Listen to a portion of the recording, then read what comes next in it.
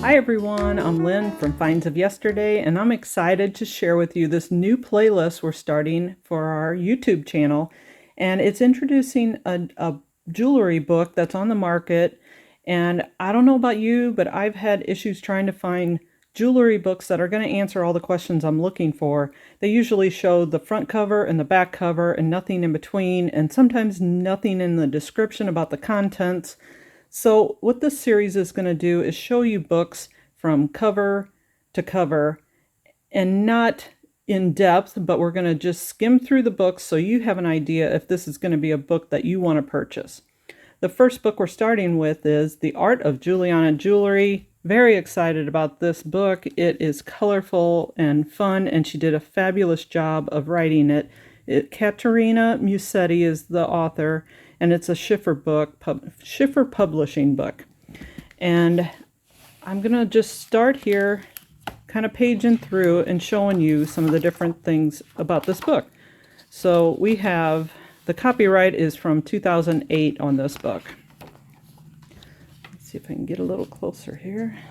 So some of the contents include the magic of Deliza and Elser, identifying Juliana jewelry. Then they talk about bracelets, necklaces, brooches, earrings, and Juliana manufacturing nuances, dating Juliana jewelry, amazing art glass, and all different sorts of stones that they use. And is it a Juliana? They give a little section on that too. Repair and restoration, and storage and care, and other companies for which Deliza and Elser manufacture jewelry. So it's got a good mix of information. As you can see, it's bright and colorful. This is the introduction, and they show lots of examples. It doesn't go in real far depth into the history of the company, but it shows a lot of great examples of like the hang tag that they used. And this one is a card that you might have bought your jewelry on. And it shows a lot of the different stones throughout. It says identifying it. And we got bracelets.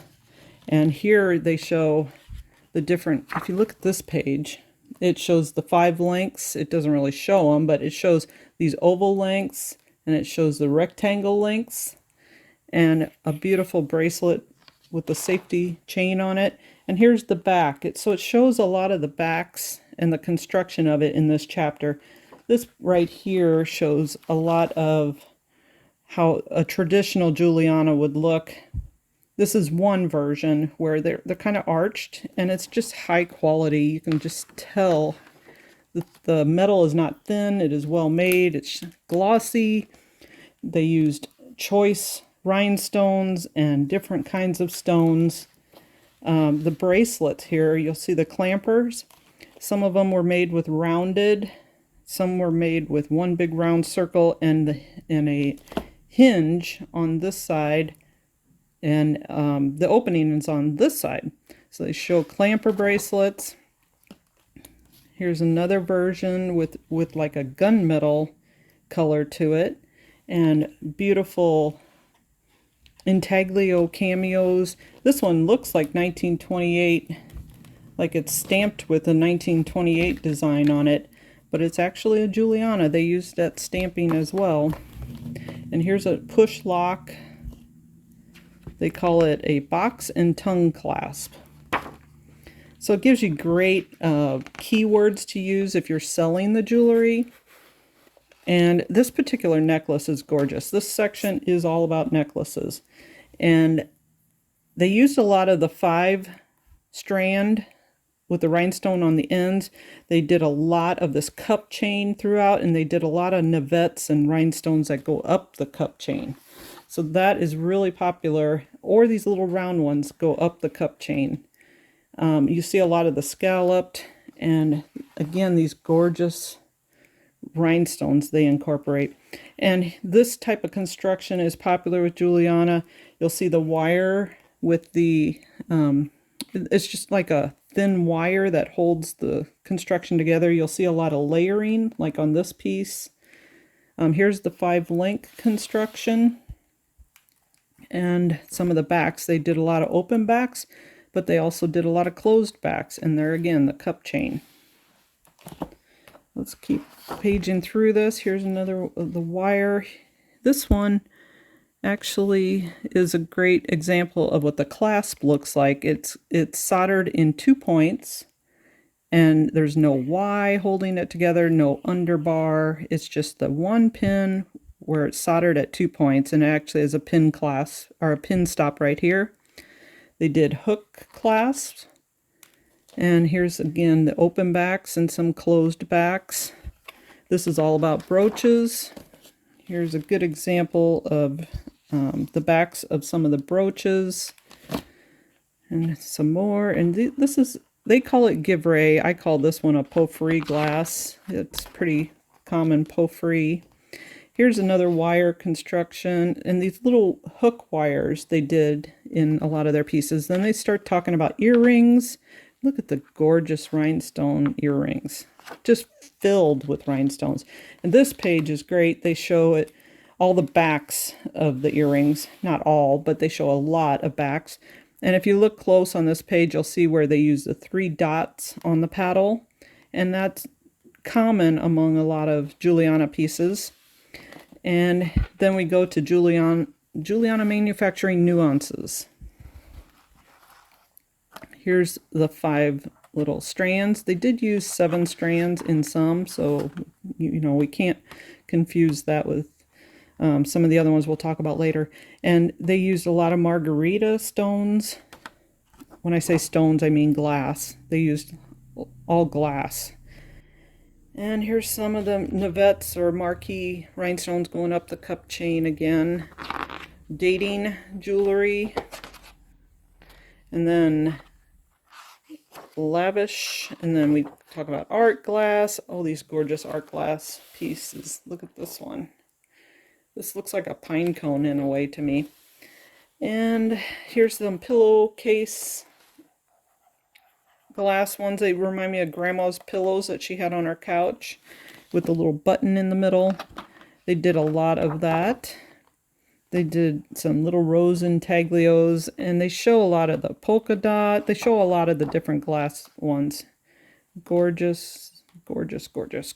As you can see, I can't get enough of this book. It's great. I'm going to skip a couple pages here. And it goes on to show you page after page of examples of the different stones and how beautiful they are. Look at this set. Oh my gosh, can you imagine wearing that? That is absolutely stunning. And they used a lot of pressed glass. Here's some pressed glass leaves. Then we talk cameos and incredible intaglios. So they did a lot of glass intaglios with, look at this, with the pink rose inside. Here's the 5-link bracelet with the like a brown glass. They did cameo style, different images. More cameos, more cameos. Look at this beautiful pink set over here and a blue set. They don't just make them simple. They are elaborate pieces. And this book definitely shows you all the elaborate dramatic, which we reached the chapter on dramatic. Look at this necklace and bracelet set. How dramatic. You can see her wearing it here. And these little egg pods, or seed pods, I'm sorry. They're a pretty common one that Juliana used. Some dramatic pieces. Look at this set.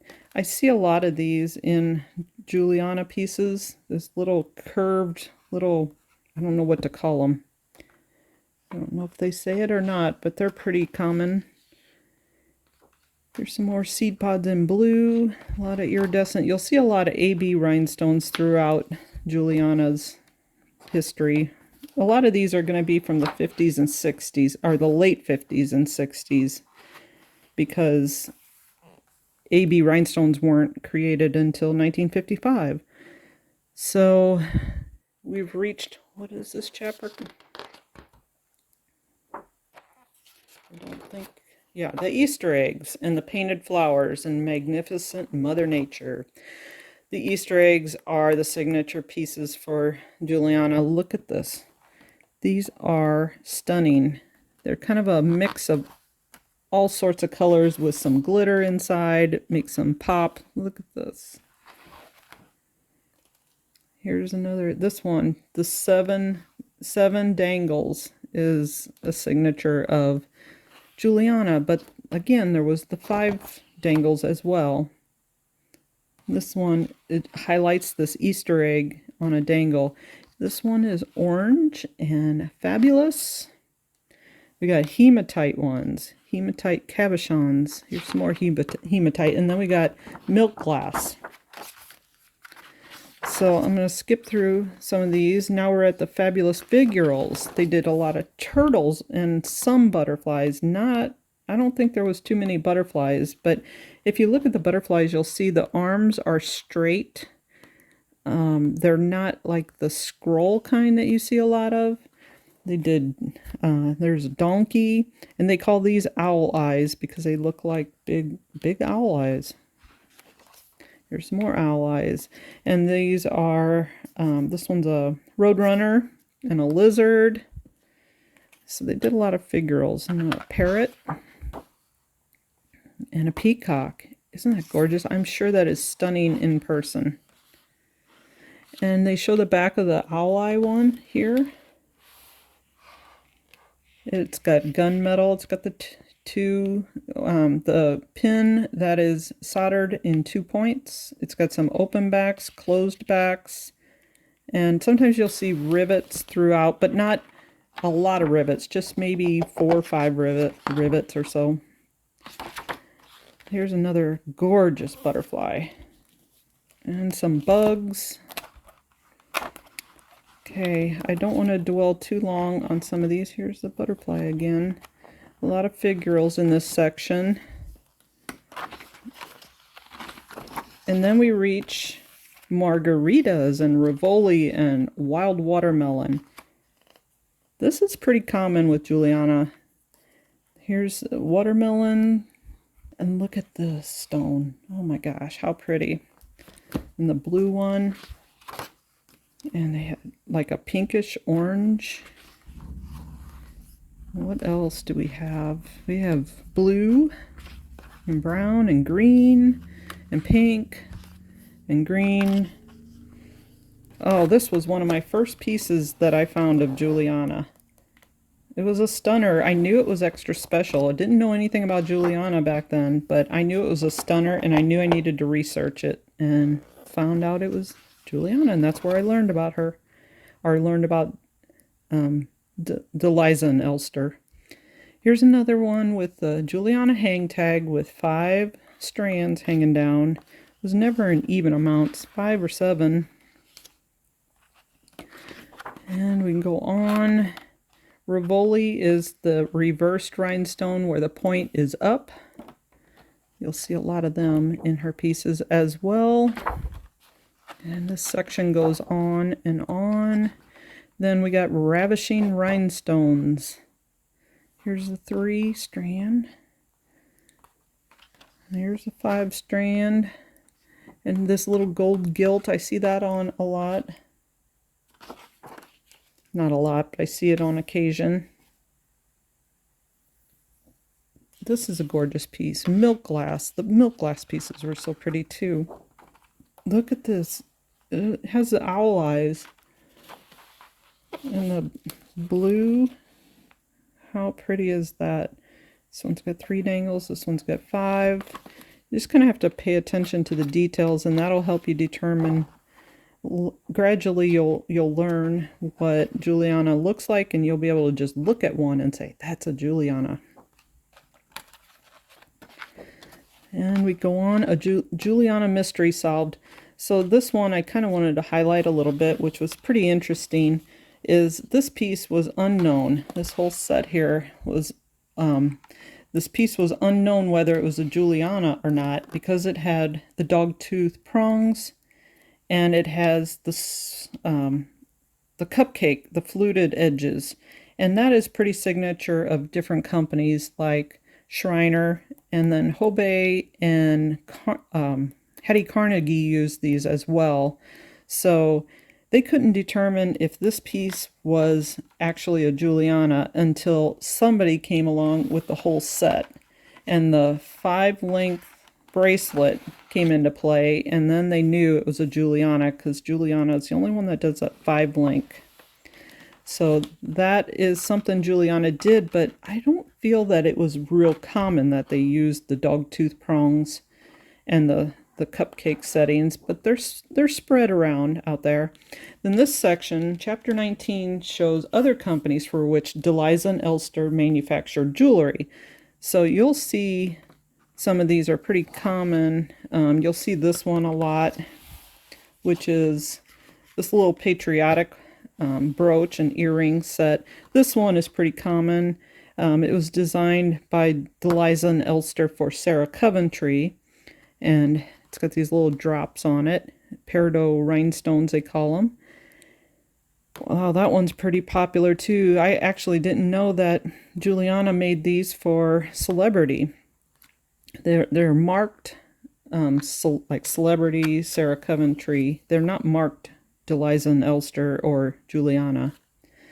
And then this one, the Blue Lagoon, I've found this one several times, so you'll see that one out and about. It's for Sarah Coventry, but by Deliza. And this Kenneth J. Lane one, I would love to find this someday, but it is an absolute stunning bib necklace and clamper set. Then they talk a little bit about repair and restoration and storage and care and how to store them in velvet lined boxes. They have some resources and glossary of different jewelry stone terms, or just different jewelry terms. So that is the extent of this book. I'm going to leave different links in the description for you to be able to find it on the market, and they'll probably have different prices.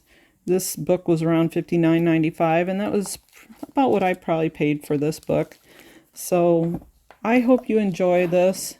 I hope you got a little bit more out of whether or not this book is going to work for you, but it works for me. I love it. So I give it 5 stars, A+. Thank you. We will see you on the next one.